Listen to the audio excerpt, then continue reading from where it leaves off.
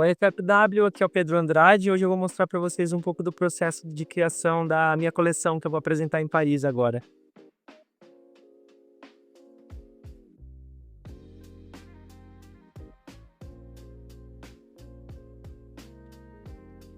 O convite que me fizeram foi de uma maneira que até hoje eu me pergunto, assim, foi surpresa para mim, na verdade. Foi muito interessante, porque era a minha primeira vez apresentando a minha coleção no showroom em janeiro e eu tinha feito uma colaboração com o Kit Super, que a gente desfilou, uma, uma olheira. Ela foi no meu showroom após o desfile do Kid Super. Ela falou: "Você pensa em desfilar?" Aí eu falei: "Ah, eu penso, mas eu acho que talvez eu comece com um calendário alternativo, como as pessoas começam, né, e difícil ser aprovado de primeira." E aí ela falou: "Olha, faz o seguinte, vou te conectar aqui, eu acho que você tem que preencher o formulário da federação e mesmo que você não for aceito, não leve isso pro pessoal, é comum, mas eu acho que você tem que preencher esse formulário e vai ser bom pra você." E depois de um tempo, não sabia se tinha sido aprovado ou não. E aí, 35, quase 40 dias atrás, eu recebi a confirmação de que a gente tinha sido aprovado e estava dentro da federação oficialmente, né? O que a sua marca, a marca sua e da Paula, tem para acrescentar ao que tá rolando lá fora já? Essa foi uma pergunta do formulário. Eles me perguntaram isso, eles falaram: "Por que você quer estar especificamente em Paris? O que você tem de diferente das outras marcas que já estão aqui?" E o que eu acho é que a gente traz uma perspectiva, de métodos de produção que são relativamente novas e a gente provoca de uma maneira possível, de mudanças efetivas, né. Quando eu conversei com eles, eles ficaram muito impressionados com as técnicas sustentáveis e tecnológicas que a gente tinha nas nossas mãos, e principalmente por a gente estar baseado no Brasil. Maiores tecnologias mais impressionantes, que a gente está falando de bactéria, código binário, blockchain, essas coisas, a gente está produzindo 100% aqui no Brasil. A gente está fazendo isso de forma escalável. Isso que me impressiona eles. A gente está falando sobre os novos passos da sustentabilidade. Eu acho que isso a moda ainda carece, mesmo na Semana de Moda de Paris. Freeze Your Spine vem do meio do nosso estudo, onde a gente chega em Kundalini, que é uma energia relacionada ao yoga. É um jeito novo e quase científico de olhar a teoria da criação do mundo, né? Quando a gente começou a criar essa coleção, antes de chamar com o Samuel de Savoy, ele o criou artisticamente nessa coleção. Ele fez parte da direção artística, dos caminhos que a gente ia quando a gente chamou ele. Mas eu e a Paula, a gente estava conversando muito sobre criar algo para falar sobre vidas, mas vidas que não aparecem no nosso olho necessariamente. E a gente começou a falar disso, a gente ficou, vamos falar sobre uma vida não humana e buscar através disso, entre passado, presente e futuro, essas vidas que regem muito das nossas coisas que a gente às vezes não percebe. E aí foi quando a gente começou a falar de camadas diferentes de vida, e desde micro-organismos, bactérias, protozoários, aí vai subindo para fungos, até a gente chegar em outro plano, que é ali do plano das entidades espirituais, porque aí é onde a gente começa a chegar, onde a gente quer falar de um Brasil não óbvio, mas é um Brasil que é inevitavelmente espiritual. Nosso país ele é espiritual. Diversas crenças, diversas religiões. A gente vem desde a estética da visão disso até isso se transformar em técnicas, e tudo começa a ter um grande crossover. E a gente começou a ver semelhanças disso com uma herança cultural bem grande, que é as rendas brasileiras. Então você começa a ver uma ligação muito grande e entender aonde a gente pode ter esse ponto de intersecção nisso. Então a gente começou a trabalhar com algumas cooperativas de rendeiras para criar rendas inspiradas nesses protozoários, nas bactérias, nos fungos, e a gente começou a criar padronagens na coleção que tem a ver com esses seres. No geral, a gente estava falando de vidas. Foi quando a gente começou a conversar com o Samuel, e aí dessa vez a gente falou assim, eu acho que o Samuel ele pode trazer algo a mais do que só criar estampas com a gente. Todo mundo sabe que o Samuel ele é um grande artista plástico, mas ele é um artista multifuncional. Então a gente quis trazer ele não só como um muso, mas eu acho que assim, trazer ele pra dentro como assim, cara, vamos criar as cores da coleção junto. A gente pensou nisso aqui, faz sentido? Vamos criar junto, vamos criar essa textura, vamos trazer essas frases, vamos. E aí ele começou a trazer textos, a pesquisa dele foi muito profunda e acabou que teve umas conexões muito grandes. Por exemplo, parte das frases que você vê na coleção são os títulos das obras dele. Algumas das artes ele criou exatamente para a coleção, isso é uma delas, é a arte principal aqui.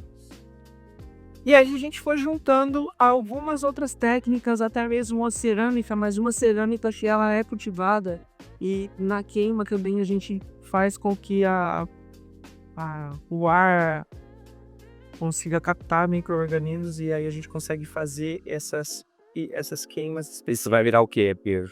Isso são protótipos, mas os oficiais desses já estão no ourives, onde ele está fazendo uma estrutura aqui de ouro, onde vão ser broches ou fechos de peças.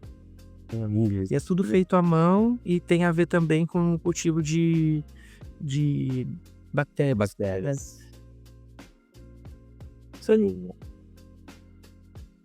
Então a coleção ela começa, a gente não está na edição final aqui, mas dá para já ter uma noção. Ela começa falando mais de heranças e começa a nascer um pouco dos seres. E é quando você começa a ver a proliferação de seres nas peças surgindo e tal, aí já começam as rendas bem sutis. Aqui são pinturas e dizeres que da coleção, feitos pelo Samuel. Aí tudo que tem de estampa Foi do Samuel. 100% das estampas foram do Samuel. E a gente vem falando dessa coisa mais Brasil, mais manual, e a gente começa a entrar na tecnologia, mas ainda num lugar muito de herança cultural. Aí a gente entra para uma parte de alfaiataria, uma alfaiataria bem limpa, seca, que ela beira um tecnológico, mas ainda não, a gente não está usando tecidos tecnológicos aqui. A gente quis dar essa quebrada, não pareceu uma coleção de esporte ou algo muito workfor, não era isso que a gente queria. A gente queria mostrar muita sofisticação e mostrar que alta tecnologia pode ser feita para um luxo effortless, sabe? Sem ter que ter uma roupa com cara esportiva. Aqui vem para uma história que essa parte do mood board, ela fala sobre isso aqui. Quando a gente estava descobrindo as cores dessa coleção, a gente estava estudando um livro japonês de cores. Ela faz parte da minha equipe, ela teve um arte sobre um anime do estúdio Ghibli, que chama Nausicaa. E esse anime é de 1988 e ele fala de uma princesa e da conexão dos seres humanos com seres, principalmente bactérias. Como você consegue conversar com eles, porque os seres humanos veem eles como um fim do mundo e, na verdade, a solução está nessa conexão. E só ela é o ser que consegue se comunicar com eles. E a gente viu uma sinergia muito grande na nossa coleção. Então, a gente começou a estudar esse anime de 1988, começou a achar cores muito bonitas nele e proporções. Tipo, se você vê o headwear, ele é muito parecido com a gente vê aqui, né? E aí a gente começa a trazer uma coisa quase bem humorada, mas muito sutil do anime. E isso aqui é uma tecnologia muito legal, que é uma lã, é um feltro de lã, misto de lã pura com um pouco de poliamida, mas a gente chama isso aqui de needle punch, né? Que é a agulha vai dando sopros e purando uma fina película refletiva, e aí você cria uma lã refletiva.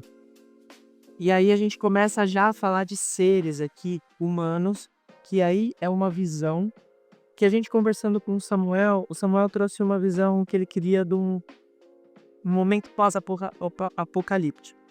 Esse momento pós-apocalíptico que o Samuel queria trazer, a gente teve uma discussão onde eu falava assim, mas eu quero uma coisa mais solar. E aí ele falou, mas eu queria um pós-apocalíptico. E aí a gente chegou nesse anime que fala sobre um momento de apocalipse, mas ele é extremamente solar e com um olhar e uma natureza de esperança. E aí isso eu achei bonito e foi ali o viés onde a gente puxou e falou assim, quando a gente for falar de seres humanos nessa coleção, a gente vai falar de como esses seres lidaram com essa história. E a gente começa a mostrar eles quase como um exército, de uma maneira bem solar, bem leve, as roupas são bem secas para mostrar um futuro, para datar aquilo um futuro tecnológico. E aí é como ele fosse escurecendo para ter um momento mais dark da Oakley aqui, porque a Oakley fala sobre um momento pós-apocalíptico. Só que numa coisa bem de personagens. A gente foi criando personagens. A gente tem as entidades, a gente tem os protozoários, a gente tem as bactérias, a gente tem as flores, a gente tem os seres, a gente tem... Cada um representa uma coisa. E quando a gente chega na Oakley, é quase como se tivesse um exército, né? E a gente pontua esse tom mais pesado, mais escuro para a coleção. Quando você vai pegar a peça em si, ela é muito limpa. Ela é muito limpa. E os shapes estão mais próximos ao corpo, né? Isso, elas estão mais próximos ao corpo. Levíssimo, né? Isso são todos tecidos italianos. Esse zíper também, a gente só usa Riri. Cotão também, a gente só usa Riri. São os melhores que existem, né? Aqui é a jaqueta. Ela é inteira recreativa, né? Aquela tá do lado desse, mas aqui vai ter uma que é exatamente ela, esse jeito. E aí, essa ela é assim, ela é toda lisa. Brilha bastante mesmo. É interessante isso, assim. Esse fio que tem embaixo. Muito núvel isso, Aqui mesmo os blazers, é a mesma sarja. Se você pegar essa sarja, ela é feita na Itália. Então que é um toque que... eu nunca vi um toque desse. Os botões que a gente usa isso com Black Zero, né? Os famosos Black Zero. Madame Shows, isso aqui é muito legal porque é um algodão. 100% algodão, ele é impermeável, é como se fosse uma evolução de um gabardine, assim, com um toque maravilhoso, assim, um toque mega aveludado. A gente produz ele na Itália também. E todos esses nylons da coleção, eles são produzidos também na região de Como, na Itália, tendo feito a laser. E esses lasers aqui são padronagens que a Lorena desenvolveu, que é inspirado em... A Lorena não tá aqui, mas ele é inspirado nos protozoários também, nos serezinhos. Então ela foi fazendo e se inspirou obviamente nas rendas, né? Então a gente tem esses detalhes da coleção. Que isso tem uns lindos. Isso também e a gente faz isso na Itália também. Ele é realmente é super pelado, né? Super uma delicadeza, assim. Isso é uma poliamida. E é resistente? É super resistente. Se você vê ele em outro contexto aqui, nessa jaqueta, por exemplo, você consegue ter uma noção. Porque aqui ele passa essa cara de frágil. às vezes aqui você vê ele no conflito. O barulho aí é interessante. Você não sabe se é um papel creton ou tecido. Um tempo atrás, eu estava no processo de criação lá na Califórnia, no Orders da Oakley, e surgiu essa oportunidade muito única da gente desenvolver uma coisa que fosse muito icônica com a Oakley. Talvez a história mais icônica que a Oakley já fez no mundo é o Over the Top. E aí a gente teve essa oportunidade de criar isso numa tiragem hiper limitada para esse desfile. São só 20 peças que foram produzidas e parte dessa produção ela é o convite para algumas pessoas que algumas personalidades. O seu óculos é do ano de 2000, ele teve alguns relançamentos, mas nunca uma collab, nunca um designer que não é um designer da Oakley assinou esse óculos, né? É a primeira vez que existe uma collab desse óculos. E ele vem com a cor clássica, que até então é a cor que a gente desenvolveu para Pied, mas a gente vem com essa brincadeira de ter um óculos da Pied, da Pendrade, mostrando que é um ecossistema só. E a gente vai ter ele e uma outra cor exclusiva desfilando no desfile, né, em alguns looks. E vai ser um óculos que infelizmente ele não é vendido oficialmente, ele só vai ser um presente para algumas pessoas ao redor do mundo. Para essa apresentação, que é uma coisa mais intimista, a gente vai trazer poucas pessoas, é o momento que tem o show, tem o desfile tradicional da passarela e depois eu tô ali perto, mostrando a roupa, as pessoas irem, pegarem, entenderem. Então até o presentation que a gente vai fazer não é um grande show. É uma coisa muito para as pessoas olharem para isso aqui com carinho e entender o caminho que a gente tá querendo seguir, sabe?